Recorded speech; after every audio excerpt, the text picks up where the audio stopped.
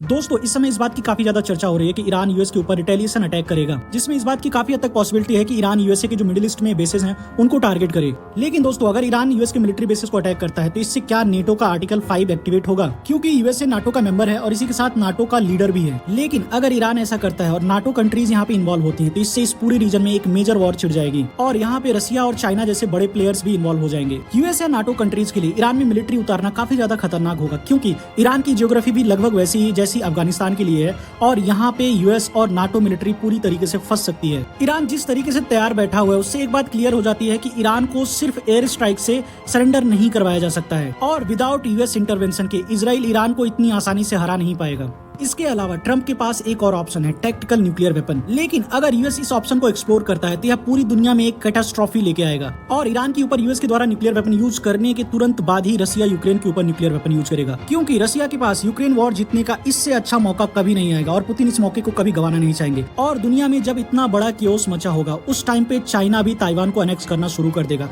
इसी के साथ नॉर्थ कोरिया भी साउथ कोरिया को अटैक करेगा। और दोस्तों इस टाइम पे इंडिया के लिए सबसे गोल्डन अपॉर्चुनिटी होगी पीओके और अक्सई चीन को वापस लेने का और सिलीगुड़ी कॉरिडोर को चौड़ा करने का। और अगर ये सारी चीजें हो जाती हैं तो यही है वर्ल्ड वॉर 3। तो दोस्तों आपको क्या लगता है, क्या पॉसिबिलिटीज हैं, प्लीज कमेंट करके जरूर बताइएगा और अगर वीडियो अच्छी लगे तो चैनल को सब्सक्राइब कीजिएगा।